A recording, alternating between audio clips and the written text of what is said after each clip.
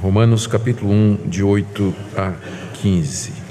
Primeiramente dou graças a meu Deus, mediante Jesus Cristo, no tocante a todos vós, porque em todo o mundo é proclamada a vossa fé. Porque Deus, a quem sirvo em meu espírito, no Evangelho de seu Filho, é minha testemunha de como incessantemente faço menção de vós em todas as minhas orações, suplicando que, em algum tempo, pela vontade de Deus, se me ofereça boa ocasião de visitar-vos. Porque muito desejo ver-vos, a fim de repartir convosco algum dom espiritual, para que sejais confirmados, isto é, para que em vossa companhia, reciprocamente, nos confortemos por intermédio da fé mútua, vossa e minha. Porque não quero, irmãos, que ignoreis que muitas vezes me propus ir ter convosco, no que tenho sido até agora impedido, para conseguir igualmente entre vós algum fruto, como também entre os outros gentios. Pois sou devedor, tanto a gregos como a bárbaros, tanto a sábios como a ignorantes. Por isso, quanto está em mim, estou pronto a anunciar o Evangelho também a vós outros em Roma. Até aqui a leitura da Palavra de Deus. Vamos orar, pedir que o nosso Deus nos oriente na compreensão da sua Palavra. Senhor, nós queremos pedir que Teu bendito Espírito Santo aplique a Tua Palavra aos nossos corações. Nós sabemos que sem a atuação dEle em nós seremos apenas ouvintes da Palavra, mas nós queremos que ela seja implantada profundamente em nosso coração e produza fruto para a vida eterna. Oramos por transformação, renovação, iluminação, compreensão, conforto. Enfim, Senhor, como o Senhor nos conhece, dá-nos de acordo com a necessidade e que Tua Palavra, Senhor, seja instrumento nessa noite para a edificação do Teu povo, trazendo assim glória ao Teu nome. É o que nós te pedimos, orando também por outras igrejas, onde nesse momento também Tua Palavra está sendo pregada, para que ela se propague por esse país tão querido e tão carente. Em nome de Jesus. Amém. Meus irmãos, na mensagem anterior, nós vimos porque o apóstolo Paulo escreveu essa carta. Ele estava no final da sua terceira viagem missionária, depois de muitos anos pregando na bacia do Mediterrâneo, e ele tinha colocado os olhos na Espanha, que era um campo onde Cristo não havia sido ainda anunciado. Então ele planeja chegar até a Espanha. E no caminho para a Espanha está exatamente a igreja de Roma, que ele não havia fundado, mas na qual havia muitos conhecidos. Paulo não era oficialmente conhecido da igreja de Roma, embora tinha amigos lá. E o plano de Paulo era terminar um projeto que ele havia começado àquela altura, que era ir até Jerusalém, levar uma oferta que ele tinha levantado para os cristãos pobres da Judeia, e de lá de Jerusalém ele pegaria o navio para ir para Roma, onde pretendia passar algum tempo com os cristãos de Roma e de lá ser enviado por eles para a Espanha, onde Paulo pretendia pregar o Evangelho naquela região. Só que ele, como eu disse, não era conhecido oficialmente da igreja e, além disso, corriam boatos a respeito do apóstolo Paulo em Roma, especialmente por conta da grande comunidade de judeus que havia na cidade. Os judeus, desde o início, perseguiram o apóstolo Paulo. E a fama de Paulo entre a comunidade judaica era de alguém que havia apostatado do judaísmo, abandonado a sua religião, havia traído a religião dos seus pais, havia negado Moisés, falava contra o templo, falava contra a lei de Deus, obrigava os judeus a não mais circuncidar os seus filhos, dizia que Israel não era mais o povo de Deus. Havia muita fofoca, muita crítica acontecendo entre os judeus a respeito do apóstolo Paulo. E ele sabe que quando chegasse em Roma, ele haveria de enfrentar opositores, devido à quantidade de judeus que havia em Roma e ao fato de que a igreja de Roma era também composta por judeus. Então, ele resolve escrever essa carta, que nós conhecemos como a Carta aos Romanos, a caminho de Jerusalém, mas com os olhos voltados para Roma, onde ele explica o evangelho que ele prega, ele responde já algumas das críticas que ele sabe que ele vai receber, e ele aproveita para tratar de alguns assuntos pastorais que ele sabe que a igreja de Roma precisava, como por exemplo o relacionamento entre judeus e gentios. Ele começou a carta falando a respeito de si mesmo e do evangelho que ele prega, conforme nós vimos na última mensagem. Ele falou que o evangelho que ele prega é o evangelho de Deus, não foi ele que inventou essa mensagem, e que o evangelho é uma promessa antiga que Deus fez através dos profetas de Israel e que ele está cumprindo agora na pessoa de Jesus de Nazaré. E o evangelho é a respeito disso, é sobre Jesus Cristo, Filho de Deus, Deus feito homem entre nós. E esse evangelho deve ser pregado em todo o mundo. Por isso Paulo tem interesse de ir até Roma e de lá até a Espanha. Aqui na sequência do verso 8 a 15, tudo isso que eu disse foi do verso 1 até o verso 7. Agora na sequência do verso 8 até o verso 15, Paulo fala do grande amor que ele tem pelos cristãos de Roma e fala do desejo que tem em visitá-los e dos seus planos de estar com eles. E ao fazer isso, Paulo revela um coração amoroso, pastoral, preocupado, e nos dá acesso ao espírito daquele que é e foi o maior missionário de todos os tempos do cristianismo. Hoje à noite eu queria ver com vocês esse amor que Paulo tinha por aquelas pessoas, que ficou demonstrado no fato de que Paulo orava constantemente por eles, também no desejo que Paulo tinha de ter comunhão com eles, e também porque Paulo se sentia devedor a eles para pregar o evangelho. O meu alvo ao fazer essa exposição é tentar aprender com o apóstolo Paulo o que é ser crente, o que é que significa ser um crente piedoso, o que é que significa ser alguém de fato comprometido com o evangelho.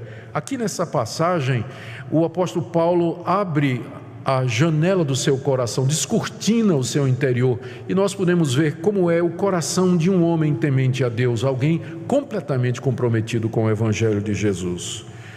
E fazendo isso, a nossa expectativa é que o Espírito Santo de Deus sonde o nosso próprio coração, e usando Paulo como exemplo, também nos oriente, nos corrija, nos conforte e nos encoraje a viver uma vida que sirva a Deus com tal intensidade como o apóstolo Paulo.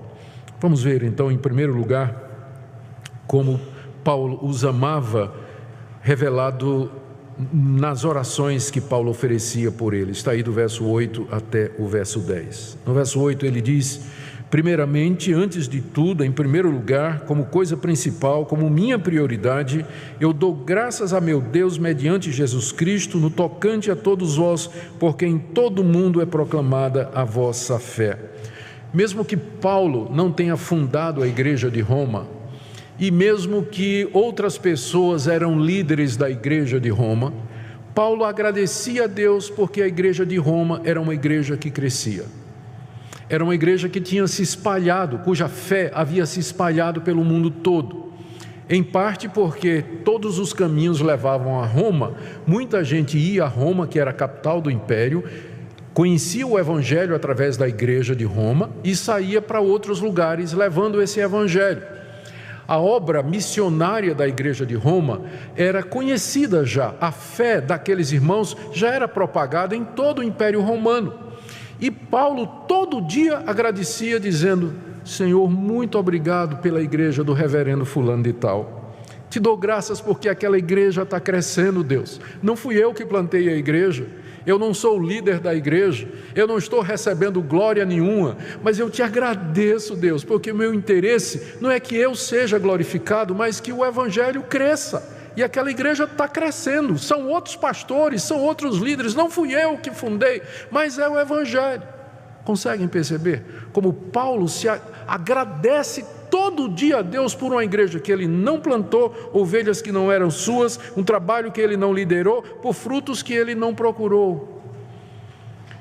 A gente mal consegue agradecer a Deus pelo que Ele está fazendo na nossa vida, muito menos se alegrar quando outras igrejas, outros irmãos, outras pessoas estão avançando espiritualmente e levando o Evangelho ao mundo inteiro. Meus irmãos, o coração de Paulo aqui é o coração que nós deveríamos ter. o amor que nós devíamos ter pelo reino de Deus, pela igreja. O reino de Deus é maior do que a igreja presbiteriana, é maior do que a sua denominação. Deus tem 7.000 que não dobraram o joelho a Baal.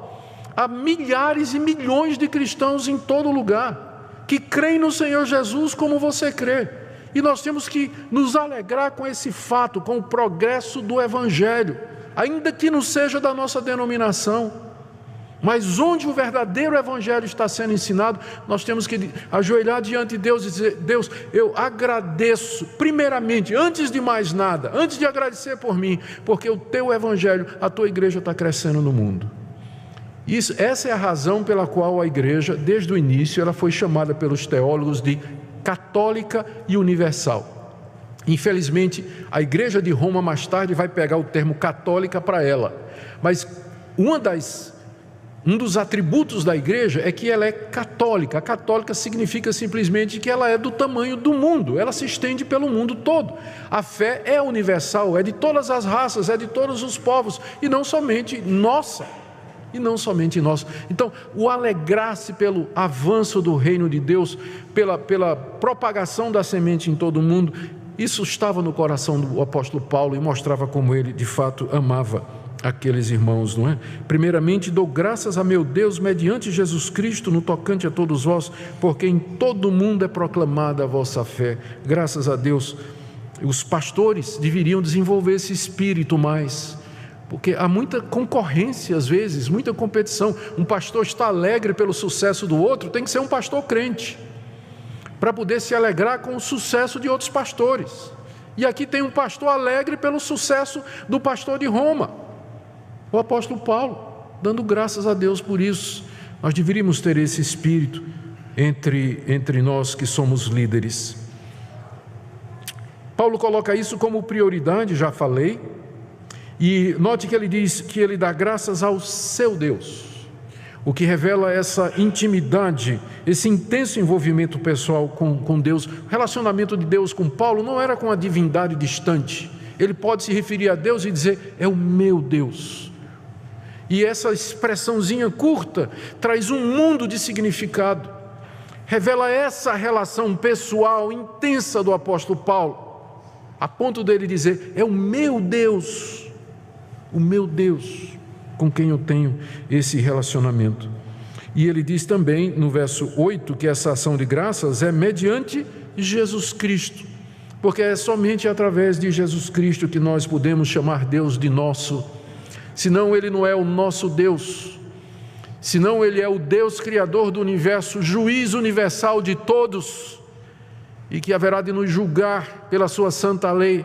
Mas mediante Jesus Cristo eu posso dizer: ele é o meu Deus, com quem eu tenho um relacionamento pessoal constante, diário e profundo.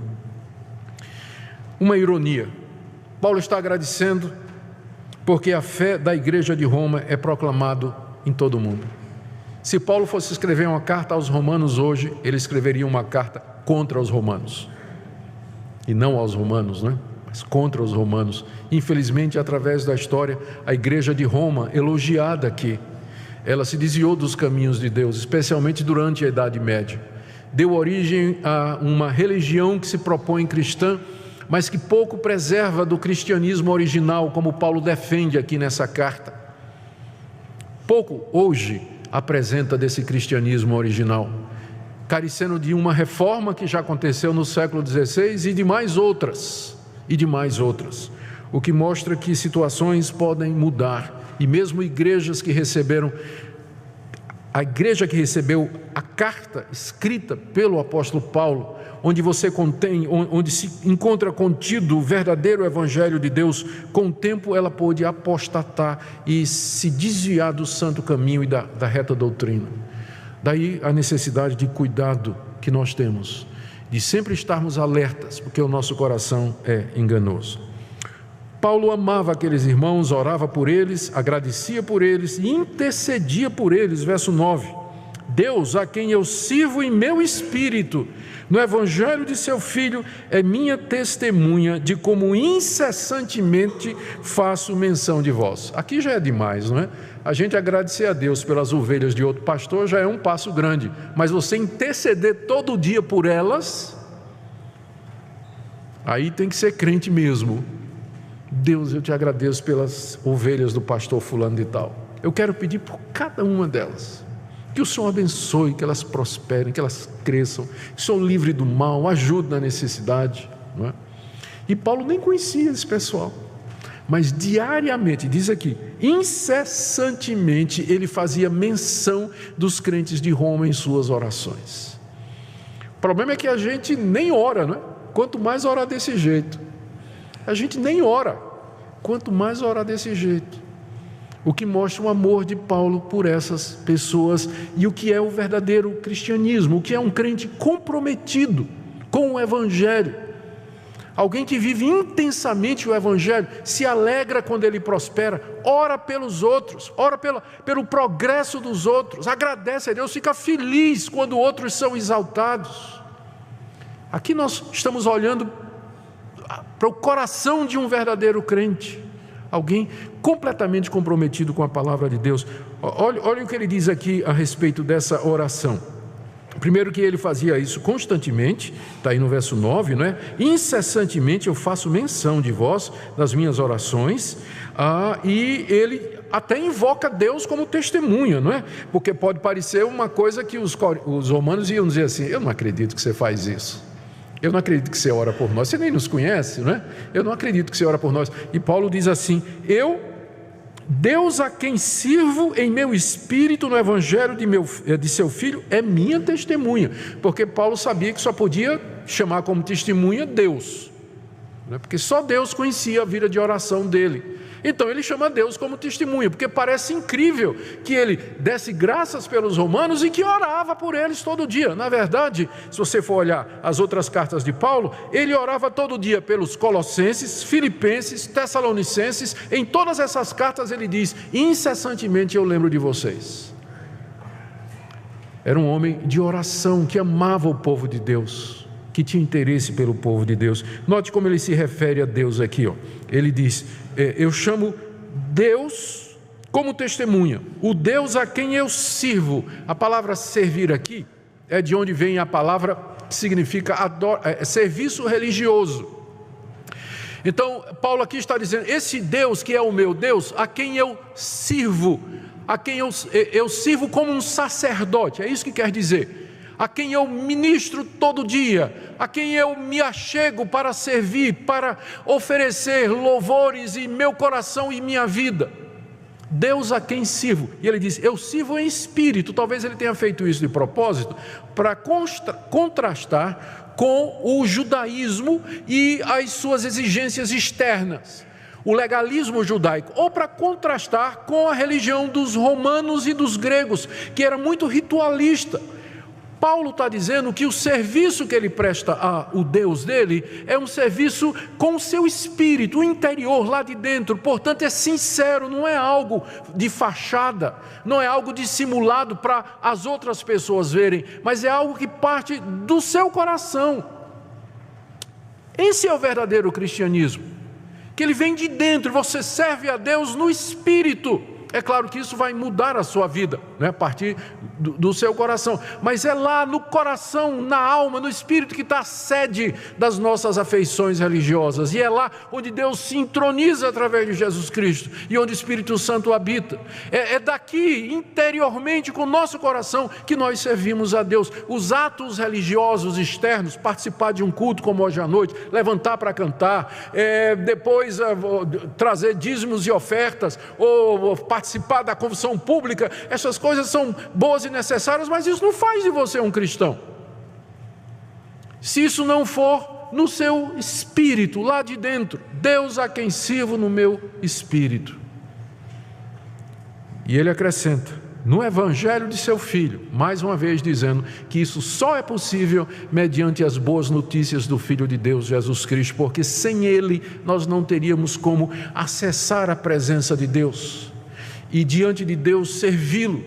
e honrá-lo e glorificá-lo e nos entregar a nós mesmos a Ele e orar e interceder. Só no Evangelho de Cristo é que nós podemos chegar ao verdadeiro Deus. Não há outro caminho, não é o caminho da sua religiosidade, não é o caminho das suas obras, não é o caminho da sua moralidade ou de qualquer outra coisa que parta de você, mas é serviço a Deus mediante o Evangelho do Filho dele. Não tem outro caminho para nós nos achegarmos a Deus e servi-lo, a não ser através do Evangelho. É esse Deus que Paulo chama como testemunha, e diz: eu sei que parece incrível o que eu estou dizendo, que eu oro por vocês todo dia, mas o Deus a quem eu sirvo no meu espírito, no Evangelho do seu Filho, Ele é testemunha de que todo dia, quando eu dobro os joelhos para orar, eu me lembro de vocês, e eu oro: Senhor, abençoa os irmãos de Roma, ajuda-os. Roma, centro do império, capital daquele estado poderosíssimo, onde os cristãos estavam sujeitos à perseguição, havia a ameaça dos próprios judeus, situação difícil, no meio dos pagãos. Senhor, abençoa aqueles irmãos lutando para viver a vida cristã ali. Paulo fazia isso todo dia. Isso fazia parte do serviço que ele oferecia a Deus. E não somente isso, vai mais, Paulo não somente dava graças por eles, não somente orava por eles, mas Paulo dizia: Deus, um dia eu quero visitar esses irmãos, um dia eu quero estar com eles. Verso 10: em todas as minhas orações, suplicando que em algum tempo, pela vontade de Deus, se me ofereça boa ocasião de visitar vocês. Então, ele não era do tipo assim: estou orando por aqueles irmãos, mas eu não quero eles lá em Roma e eu aqui em Jerusalém, né? O amor de Paulo era tão concreto e real que ele, na verdade, ele queria estar com aqueles irmãos. E isso mostra uma coisa que eu sei que você já descobriu na prática: você quer estar por quem você ora. Já notou isso? Que quando você começa a orar por uma pessoa, de repente você tem vontade de estar com aquela pessoa. Por isso que eu digo: você quer perdoar alguém? Aquela pessoa que lhe ofendeu, que lhe magoou, aquela pessoa que você detesta, começa a orar por ela. Daqui a pouco você vai estar dizendo: Deus, me dá uma oportunidade de almoçar com essa pessoa. Começa orando por aquela pessoa, né? Pedindo que Deus abençoe, que Deus a faça prosperar, que ela arranje um namorado lindo, né? Maravilhoso, né? Mesmo que você não tenha. Então peça tudo, né? Deus abençoe. E daqui a pouco você vai perceber que você está dizendo assim: Deus, eu queria uma chance de me encontrar com essa pessoa, fazer amizade com ela. Eu sei que ela me ofendeu, mas agora eu comecei a orar por ela e o meu coração se abriu para ela. Percebem a relação? Paulo começa a orar por essas pessoas e ele então finalmente confessa: na verdade, irmãos, eu estou orando até para que Deus me dê uma boa ocasião para eu ir visitar vocês. Eu quero estar com vocês, eu quero ter comunhão com vocês. Esse é o meu desejo. E era uma coisa que Paulo já queria há muito tempo. Ele vai dizer isso lá no final da carta, capítulo 15, verso 23.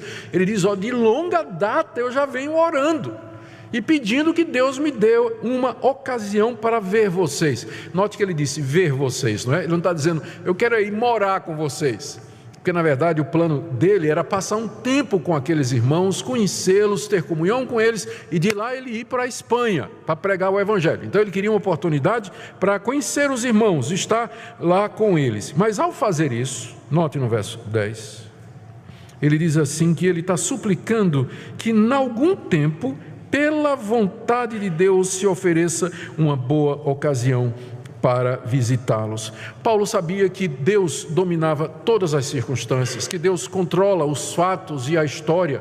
Por isso que mesmo que ele tenha desejo de ir a Roma, ele sabe que isso vai depender da vontade de Deus. Por isso que ao orar, ele diz: Deus, se for da tua vontade, ou quando for da tua vontade, abre uma ocasião para que eu possa visitar aqueles irmãos. E nós estamos falando aqui de um homem de fé, de um homem que se via Deus no Espírito, de um homem que tinha acesso à presença de Deus, um homem comprometido com Deus e que conhecia a Deus intimamente. Ainda assim, ele não se sente tão confiante a ponto de dizer assim: eu decreto que amanhã eu vou para Roma, eu declaro isso.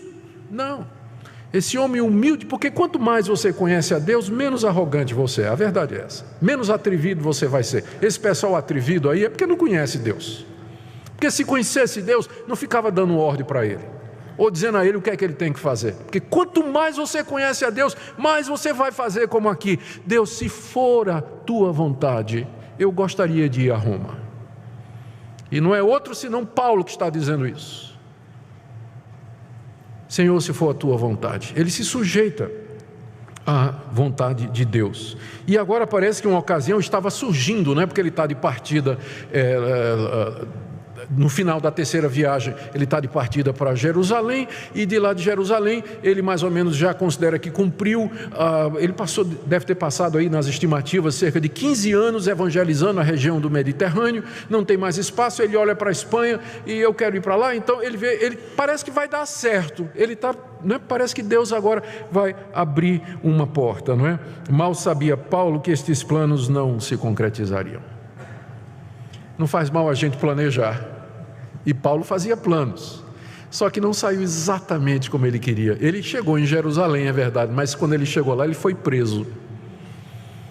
E no final ele chegou em Roma, é verdade. 2 anos depois, e acorrentado como prisioneiro político. E essa cidade que ele tanto amava e queria tanto ver, foi o palco da sua morte no ano 64, quando o imperador Nero mandou cortar sua cabeça na Via Ápia. Os planos nem sempre são como a gente quer. Não custa fazê-los e dizer, Deus, se for a tua vontade. Era que Paulo fosse a Roma, mas não era exatamente como Paulo queria. Não era exatamente como Paulo queria.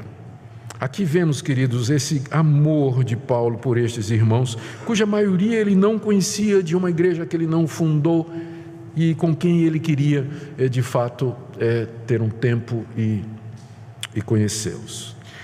Então, é dessa forma, em primeiro lugar, que Paulo mostra o amor dele para com aqueles irmãos. Mas é mais, não é? Eu disse que Paulo desejava ter comunhão com eles. Versos 11 a 13.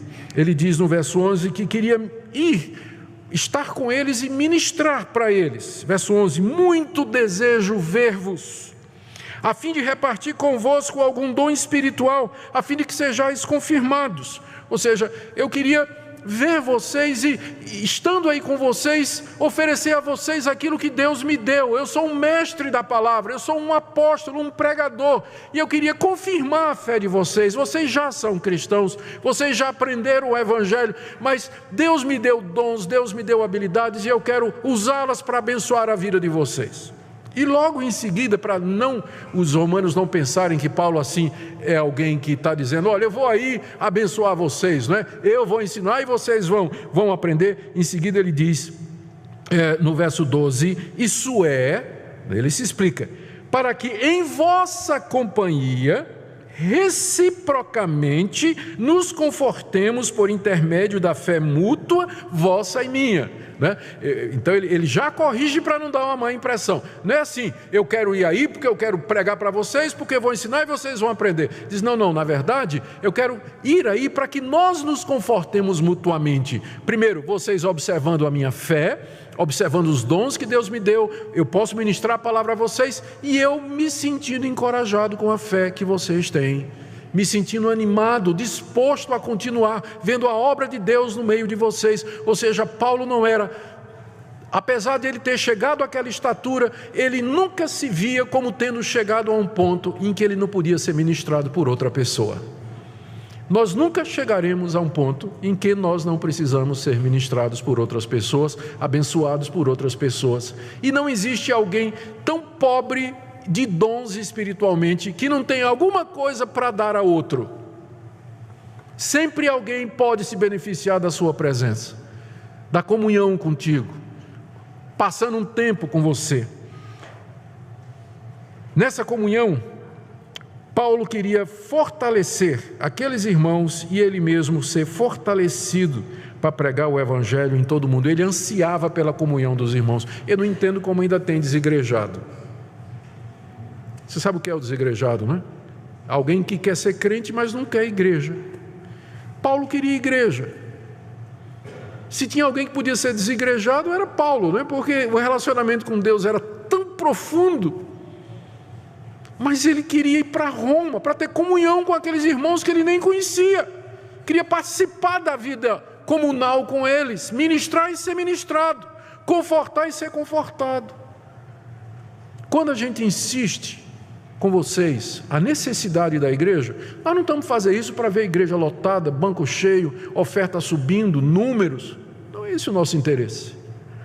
É porque a gente sabe que você não pode ser crente se você não tiver a comunhão dos santos. Você precisa da comunhão dos santos, dos irmãos. Você precisa de um ambiente onde você pode ser edificado, ministrado, confirmado e onde você pode exercer seus dons espirituais. Está muito claro isso aqui. Esse anseio de Paulo de querer estar com os irmãos para essa edificação mútua. É um movimento triste esse que está acontecendo no mundo todo, chamados de desigrejados, que querem a Cristo, mas não querem a noiva de Cristo, que é a sua igreja. E não somente Paulo queria ser confortado por eles, ele diz no verso 13, que muitas vezes, irmãos, eu me propus ir até com vocês, no que tenho sido até agora impedido, para conseguir igualmente entre vós algum fruto, como também entre os outros gentios. O interesse de Paulo, além da comunhão com eles, era obter algum fruto do seu trabalho entre os romanos, e não só entre os romanos, ele diz, mas entre os outros gentios, a saber, os espanhóis a quem Paulo pretendia pregar o evangelho. Ele queria isso, a vida dele era voltada para isso, ver o fruto do evangelho florescer entre os povos, aonde ele pudesse chegar com o evangelho. Era esse o seu plano, e nisso ele tinha planejado ir muitas vezes, diz aí o verso 13, só que ele tinha sido impedido. Nem o apóstolo Paulo sempre conseguia as coisas do jeito que ele queria. Ele já fazia planos para ir para Roma, mas não dava certo. Provavelmente ele vai dizer isso no final da carta. A razão é que ele estava pregando, ainda tinha muito campo para evangelizar ali ao redor da bacia do Mediterrâneo. E quando ele plantava uma igreja, ele tinha que organizar aquela igreja, tinha que promover a eleição da liderança, deixar a igreja estruturada. Aí ele ia plantar outra igreja, depois voltava para ver como estavam os novos convertidos. Era um trabalho intenso e ele dia muito queria ir para Roma, mas não dava. O trabalho, o campo missionário exigia a sua presença ali. Ele não podia largar aqueles irmãos, embora agora ele pensava que estava chegando a hora. Aqui você vê o grande apóstolo Paulo ansiando e desejando a companhia dos crentes para consolo, conforto e busca do fruto espiritual. Que seja de lição para nós. O último ponto está do verso 14 a 15. Estamos falando de que maneira Paulo revela o seu amor por aqueles irmãos, orando por eles, querendo ter comunhão com eles, e em terceiro lugar, Paulo se sentia devedor a eles. Versos 14 e 15, eu sou devedor tanto a gregos como a bárbaros, tanto a sábios como a ignorantes, por isso quanto está em mim, estou pronto a anunciar o evangelho também a vós outros em Roma. Paulo se sentia devedor por alguns motivos. Primeiro, porque ele foi salvo pela graça de Deus.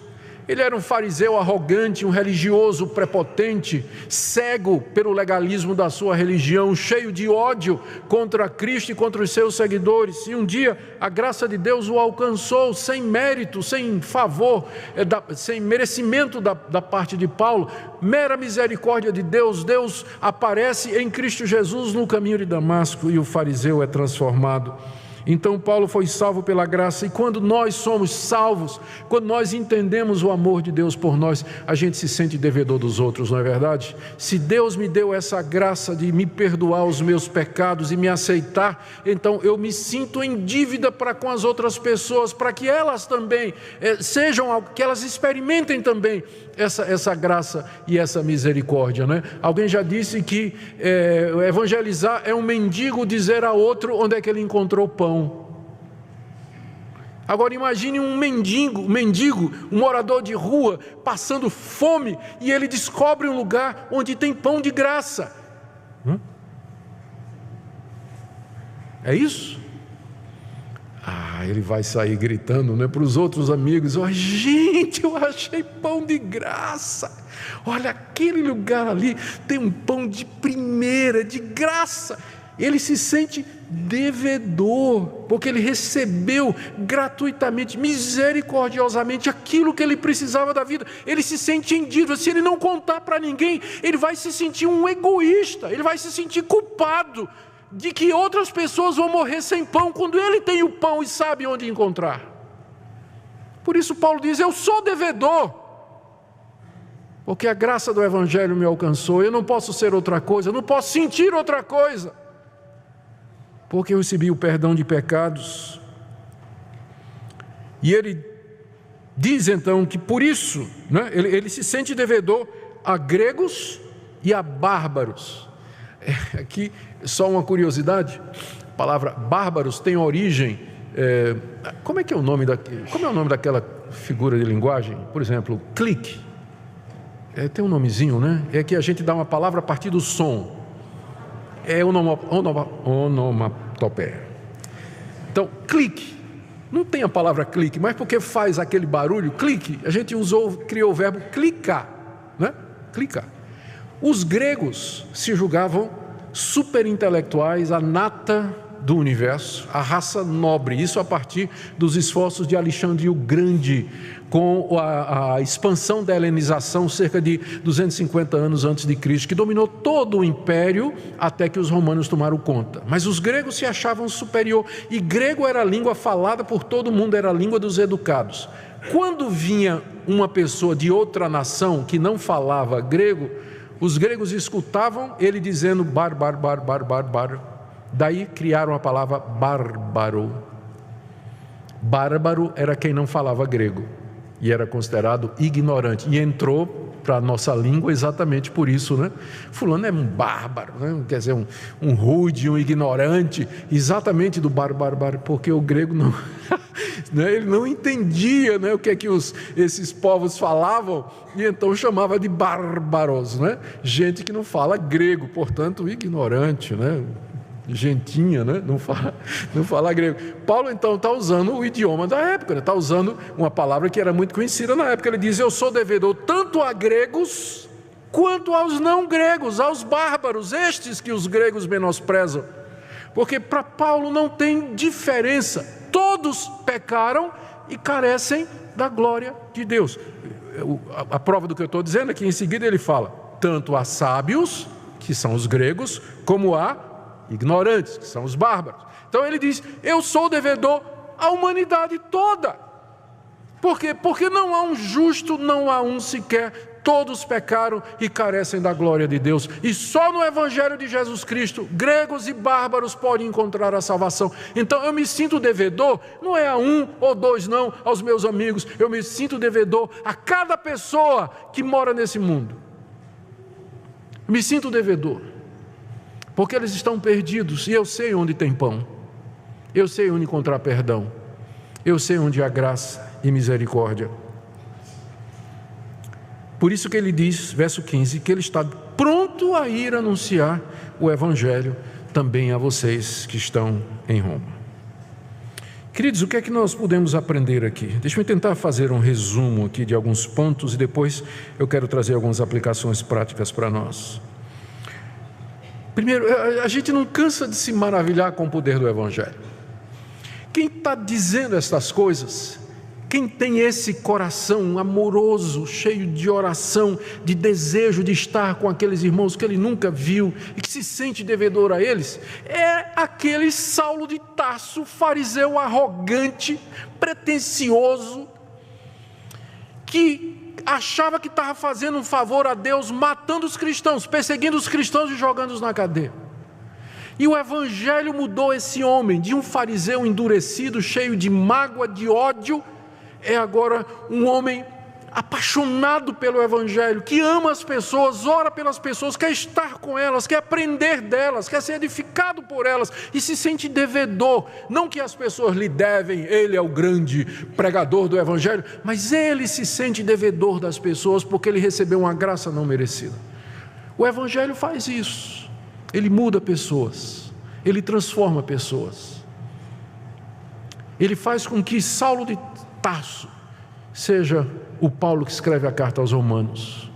E eu queria que você cresce nisso nessa noite, no poder do Evangelho, de como Deus pode mudar a vida de uma pessoa, transformar uma pessoa, tirar o seu coração de pedra, o coração de mágoa, de ressentimento, de raiva com Deus e com a vida, e transformar numa pessoa leve, feliz, cheia de amor, que quer abençoar outras. É isso que o Evangelho quer fazer em nós, e é isso que significa ser cristão, é ser alcançado por esse Evangelho.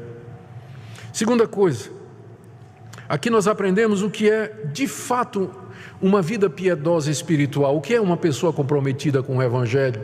Era a vida de Paulo, não é porque ele era apóstolo não. Se Deus não tivesse chamado ele para ser apóstolo, mas para ser um fazedor de tendas, ele teria esse mesmo coração, de servir a Deus, buscar a Deus, orar pelos outros, se interessar pelas pessoas, querer ter comunhão com elas e, quanto puder, abençoá-las com os dons que ele recebeu. Compare isso com sua vida. Nós aprendemos também desse texto a importância de estarmos em comunhão. Quando a gente insiste com a igreja, venha para os cultos, é importante. Durante a semana, participe de um grupo de estudo bíblico, um grupo de discipulado, procure irmãos para você ter comunhão. Nós não estamos fazendo isso por outra razão, a não ser porque é bíblico. É bíblico a comunhão dos santos. Nós estarmos juntos, nos ministrarmos uns aos outros, aprendermos uns com os outros, crescermos juntos. A igreja é um corpo, você faz parte de um organismo vivo. As metáforas que a Bíblia usa para a igreja, todas elas nos dizem isso. Nós somos galhos de uma árvore, pedras de um edifício. Fazemos parte dessa coletividade.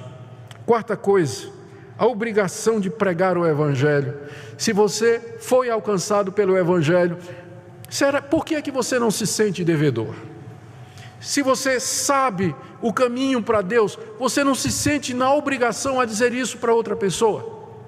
Eu sei que há dificuldade natural do temperamento, às vezes você não tem palavra, o mundo de hoje é muito complexo para você. Se você disser assim, Jesus Cristo salva, cada uma dessas 3 palavras você vai precisar explicar. Aqui Jesus você se refere, o que Cristo você se refere, o que é que significa salvar, eu sei. Mas há ferramentas, há métodos, há meios, há caminhos para que você possa compartilhar a sua fé e dizer, ou pelo menos se você não consegue dizer a ninguém, você pode dizer, eu queria convidar você para ir na minha igreja. Mesmo que você não consiga explicar o Evangelho para alguém, mas você pode fazer um convite. Você pode dizer, olha, a minha igreja tem pregações e tudo, é www.pipg.org. Tá, tem programa tal, ou então em tal lugar tem um site que você pode... Então, eu não sei explicar a minha fé, mas está aqui um Novo Testamento aqui para você. Tem um folheto aqui para você. Na saída ali, na bancada ali, tem um stand cheio de folheto. É de graça, pode pegar e levar. Então, há muitas formas de você dizer onde tem pão. Há muitas formas de você dizer. E finalmente lembremos de que a gente pode fazer planos, mas a resposta final é de Deus. Paulo não tinha a menor ideia de como é que ele ia para Roma. Ele foi, mas não foi bem como ele estava pensando. Mas Deus afinal cumpriu os seus planos, porque preso em Roma, Paulo escreveu Efésios, Filipenses, Colossenses e a carta de Filemão. Se ele tivesse solto, nós estaríamos privados dessas cartas. Mas lá da prisão, ele abençoou muito mais gente do que se ele tivesse seguido os planos dele. Ele evangelizou não somente... A gente não sabe nem se Paulo teve na Espanha, provavelmente nem foi para a Espanha, mas ele chegou lá de outra maneira, através dos seus escritos e das cartas da prisão. Porque o nosso Deus é soberano e Ele reina, e é a Ele que a gente quer servir. Que Deus nos ajude, irmãos, a que diariamente nós tenhamos um tempo para servir a esse Deus. Que Ele nos dê graça de buscar comunhão com os demais irmãos. Que Ele nos dê a graça de testemunhar do Cristo vivo, porque nós somos devedores a todos os homens desse Evangelho. Amém. Ó Deus, eu queria muito ser como o apóstolo Paulo. Eu queria ter esse coração de amor, de compaixão. Eu queria aprender mais a Te servir no meu espírito. Eu queria entender mais a profundeza do Evangelho, Deus. Eu já sou crente há tanto tempo, mas eu sinto que nem comecei. E quando eu penso nos jovens que estão aqui, tem tanta coisa pela frente, alguns deles desperdiçando a oportunidade, gastando o dia, Senhor, fazendo coisas que não têm repercussão nenhuma para a eternidade. Há tanto a conhecer, tanta gente por quem orar, tantas oportunidades de testemunhar. Senhor, me faz um crente melhor. Oro também pelo povo que o Senhor colocou nessa igreja, que me deu a responsabilidade de pastorear junto com meus irmãos presbíteros e pastores. Nos ajuda a nós mesmos a dar o exemplo